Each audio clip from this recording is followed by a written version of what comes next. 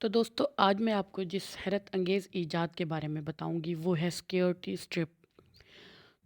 آپ کو معلوم ہے کہ چور صرف ہمارے ملک میں ہی نہیں ہوتے، یہ امریکہ، برطانیہ، فرانس اور جاپان جیسے ترقی یافتہ ممالک میں بھی ہوتے ہیں۔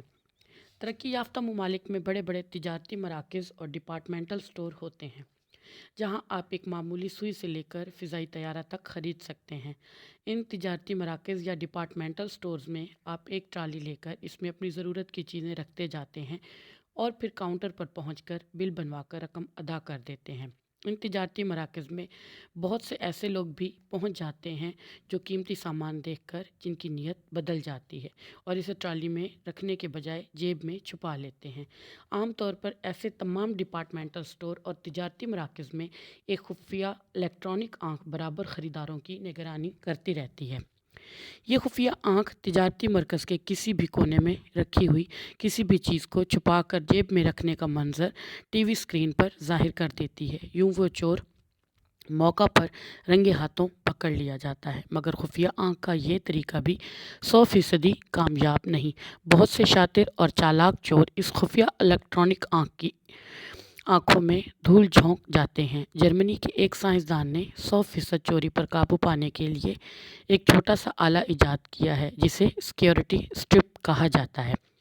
سیکیورٹی اسٹرپ ایک ایسا چھوٹا سا آلہ ہے جسے مقناطیس کی مدد سے ان قیمتی اشیاء کے نیچے لگا دیا جاتا ہے جن کے چوری ہونے کا خطرہ زیادہ ہو۔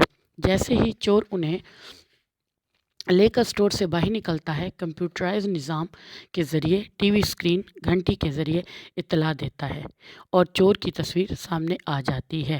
ایک بار ایک چالاک چور بڑی منصوبہ بندی کے ساتھ خالی ہاتھ ایک تجارتی مرکز میں داخل ہوا۔ اس نے ٹرالی بھی نہیں لی اور اسٹور میں گھومتا پھرتا رہا۔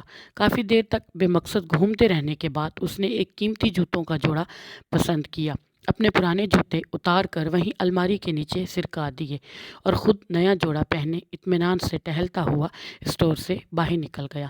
اسٹور سے باہر نکل کر ابھی وہ دل ہی دل میں اپنی کامیابی پر خوش ہو ہی رہا تھا کہ پیچھے سے آ کر پولیس نے اسے چوری کے الزام میں گرفتار کر لیا۔ یہ اس سیکیورٹی اسٹرپ کا کمال تھا۔ جی ہاں، جوتوں کے نیچے سول میں سیکیورٹی اسٹرپ جو لگی ہوئی